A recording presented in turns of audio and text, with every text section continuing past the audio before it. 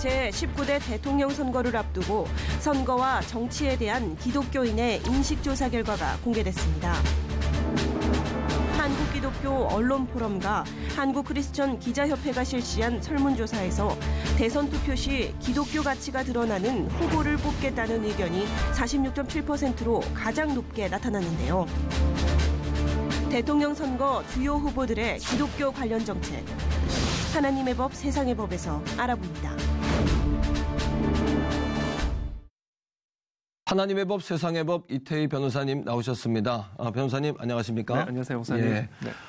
근본 대통령 선거는 예년 선거하고 좀 다른 것 같습니다. 네. 시간적으로도 그렇고 정책을 점검한다든지 너무 급박한 상황이고요. 다음 주면 벌써 새 대통령을 만나게 되는데 진행 사항이 어떻습니까, 변호사님? 네, 일단 우리나라 사상 최초로 그렇죠. 현직 대통령이 탄핵이 된 이후에 네. 법에 따라 이제 60일 이내에 대통령 선거가 이루어져야 되기 때문에 사실 충분한 어떤 대통령 후보에 대한 검증 절차나 맞습니다. 공약 제시 이런 기관들이 기본적으로 좀 많이 부족했기 때문에 사실은 좀 우려되는 부분도 있지만 일단은 5월 9일 대통령 선거가 있고 지금 재외 투표는 이미 다 끝났고요. 그렇죠. 그 6번의 TV 토론이 다 이제 끝났는데 전체적인 동향이라 그럴까요? 변호사님, 동향은 어떻게 지금 진행되고 있는지? 네, 이제는 저희가 이제 5월 9일 이전, 그러니까 일주일간은 이제 우리가 소위 깜깜이 선거라고 얘기하잖아요. 그렇죠. 여론조사도 발표할 수 없고, 그래서 사실은 지금 현재 보도되고 있는 여론조사에 따르면 이제 문재인 후보가 사실은 이렇게 앞서고 있는 것으로 나오는데 그렇죠. 또 일각에서는 그 여론조사 자체를 믿을 수 없다라는 사실은 의견들도 많습니다. 왜냐하면 지금 예컨대 한 10,000명 정도 응답을 요청을 하면 한 1,000명 정도가 응답을 해서 나오는 여론조사거든요. 그렇군요. 그러니까 사실 그 여론조사의 신빙성에 대해 문제를 제기하는 분들도 많이 있긴 한데 어찌됐든 간에 지금 이제 선거 막바지 이르면서 이제 앞으로 일주일간은 이제 깜깜이 선거가 진행이 되겠죠. 선거. 네. 그래서 아마 되게 후보들이 긴장을 많이 할 겁니다. 네, 맞습니다. 네. 그 앞에서 영상에서 보신 것처럼 한국교회나 이제 기독교인들은 좀 더 이제 기독교적이고 또 기독교적인 세계관이 잘 반영된 후보를 뽑겠다 이런 이제 의견들을 많이 내고 계세요. 이번에 그 후보들이 낸 정책 가운데 또 기독교 정책에 관한 것을 우리가 좀 살펴볼 필요가 있을 것 같습니다. 좀 소개해 주시죠. 네, 일단 기독교 관련 정책을 보면 일단은 사실은 기독교 종교적인 어떤 기독교로서의 정책, 종교적인 정책도 상당히 중요하지만 사실은 이런 기독교 세계관적인 차원에서 어떤 정책을 내느냐도 상당히 중요하거든요. 사실 그게 더 중요하죠. 그렇죠. 왜냐하면 일반적인 국민들에게도 그게 호소력이 있기 때문에 더불어민주당의 문재인 후보 같은 경우는 이제 출산 장려라든지 자살 예방과 같은 기독교적 세계관에 입각하여 아주 중요한 정책들을 이야기하고 있고요.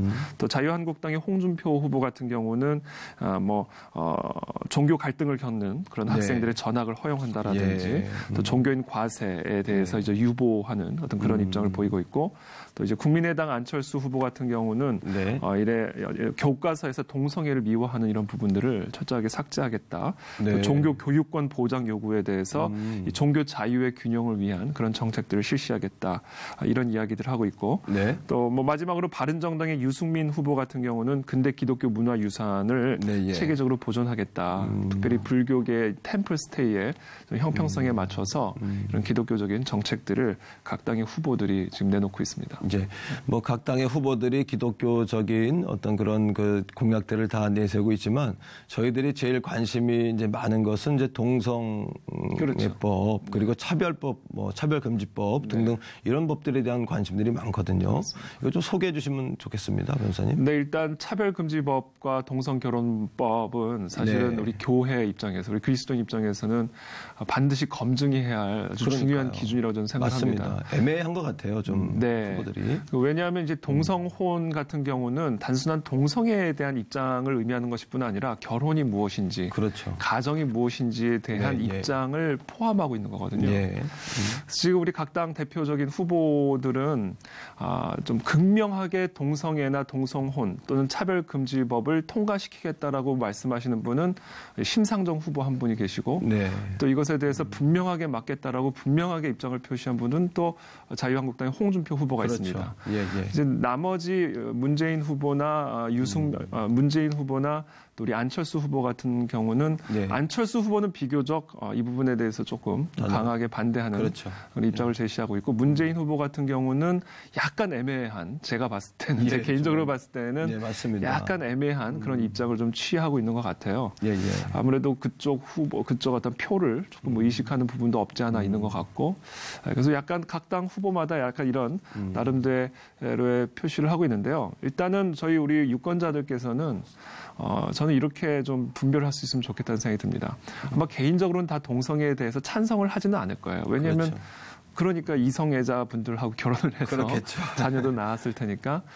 그런데 차별금지법에 대해서 어떤 입장을 취하고 있는지 후보들이 네, 예. 동성결혼법에 대해서 어떤 입장을 취하고 있는지를 우리 국민 유권자분들께서 잘 살펴보시고 그것에 대한 입장에 따라 좀 투표를 하시면 적어도 이 부분에 대해서는 충분히 우리가 우리 유권자로서의 의견 표시를 할 수 있지 않을까 그렇죠. 생각합니다. 그 동성애에 대한 부분은 그래도 국민들이 많이 이해가 있는데 차별금지법은 잘 좀 생소할 수도 있어요. 네. 간단하게 좀 소개해 주신다면 어떨까요? 네, 이제 차별금지법이라는 것이 이제 사실 듣기는 차별을 금지하자는 법안으로 들려지기 때문에 좋게 들리죠. 상당히 좋게 들리죠. 그렇죠. 또 좋은 면도 있습니다. 그 안에. 네.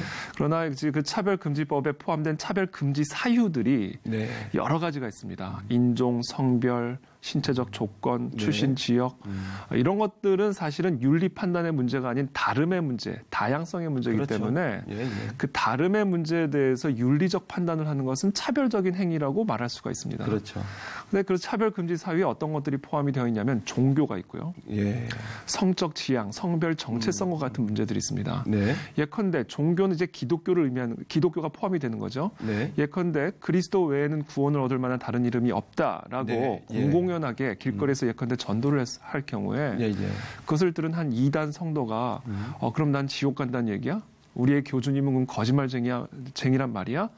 라는 말로 이해를 하고 저 사람의 전도 행위 때문에 내가 혐오감을 느꼈다, 수치심을 느꼈다라고 이야기를 하면 방금 그 목사님 또는 그 성도의 그 그리스도인의 전도 행위가 차별 행위가 되는 것이고 그렇죠.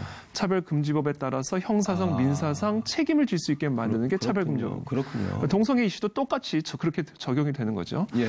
그래서 차별금지법이 통과가 되면 강단에서라든지 아니면 공적인 장소에서 나의 개인적인 신앙적 표현을 했을 경우에 또는 동성애 이슈에 대한 성경적 입장을 표명했을 경우에 각종 불이익을 당하는 것은 물론 민사상, 형사상 처벌을 받을 수가 있습니다. 그렇군요. 그렇기 때문에 나는 동성애를 반대한다. 그러나 차별금지법은 통과돼야 된다라는 말은 앞뒤가 안 맞는 말이에요. 그렇습니까? 네, 앞뒤가 맞지 않는 말이기 때문에 각 후보의 동성애에 대한 입장도 물론 중요하지만 그보다 더 우리 유권자들이 유심히 봐야 될 부분은 차별금지 법안에 대한 태도, 그렇습니다. 동성 결혼을 통과시키겠다라는 이 태도를 보는 게 저는 매우 중요하다고 봅니다. 이게 이제 기독교적인 우리가 관점에서 지금 보는 거기 때문에 이 관점이 굉장히 중요하리라 생각이 되고요. 한국교회가 이 부분에 대해서 무게를 좀 둬야 되지 않을까라는 생각을 하는데 어떠십니까? 물론이죠. 한국교회가 사실은 정말 이 대선과 같은 대통령, 이 나라의 지도자를 뽑는 데 있어서 우리 유권자 그리스도인들에게 올바른 성경적 가이드라인을 제시해 줘야 됩니다. 그러니까요.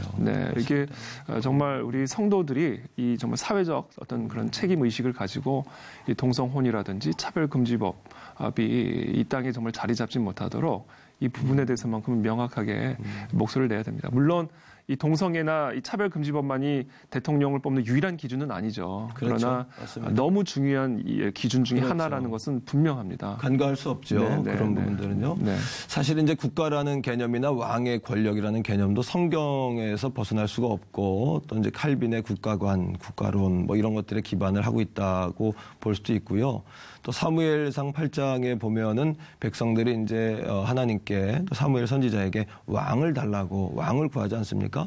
그때 하나님께서는 분명히 이제 왕의 권한, 백성들을 섬기는 왕, 또 백성들은 왕을 또 섬겨야 한다. 또 이런 기준을 우리에게 분명히 말씀하셨단 말이죠. 아무리 이제 국가의 권력이나 왕의 권력이 있을지라도 하나님의 어떤 그 주권에서 벗어난 왕은 안 되지 않나 네. 이런 생각을 하고 또 우리가 기독교인들이 넓게 봐야 될 것은 하나님께서는 이방의 왕들도 쓰셨지 않습니까? 네. 뭐 고레스 왕 같은 경우에 또 아닥삭스다 왕 같은 경우에 포로 귀환을 돕는다든지 성벽을 재건시킨다든지 그러니까 모든 왕들은 하나님의 주권 아래에 있다라는 그런 개념들을 모든 권력은 그런 공공선을 추구하고 또 하나님의 뜻을 받드는 그런 어떤 기준을 우리가 좀 가져야 될 것 같다라는 생각이 드는데 어떠십니까? 네, 너무 맞는 말씀이고요. 예, 예. 그 대통령의 권력, 또 왕의 권력은 사실은 하나님으로부터 주어진 그렇죠. 것이거든요. 일종의 예, 예. 위임된 권력이기 맞습니다. 때문에 예. 우리 지도자들이 정말 하나님을 두려워하는 마음으로 국민들을 위해서 또 봉사하고 또 국민들은 우리 지도자의 권력이 하나님으로부터 위임된 맞습니다. 권력이라는 사실을 깨닫고 또 그들의 권력을 인정하고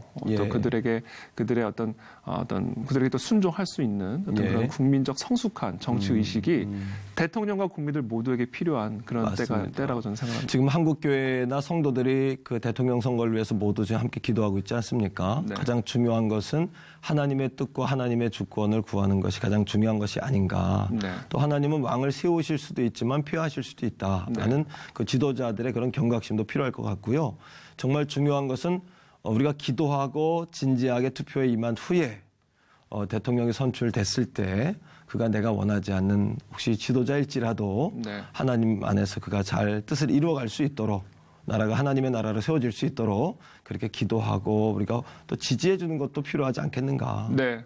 누가 되든 그들의 권력이나 영향력은 사실은 제한적입니다. 누가 되든. 그렇죠. 결국은 하나님의 주권과 섭리 안에서 맞습니다. 이 나라의 민족의 운명이 걸려 있는 부분이기 때문에 뭐 누가 된다고 해서 나라가 회복되는 것도 아니고 누가 된다고 해서 나라가 망하는 것도 아니고 결국은 우리가 하나님을 경외하는 우리 그리스도인들이 이 땅 가운데 편만해질 때 누가 되든 하나님의 뜻이 이루어지게 될 거라고 저는 믿습니다. 근본 나라가 어려운 상황을 통해서 이제 백성들의 국민들의 힘을 볼 수 있었어요.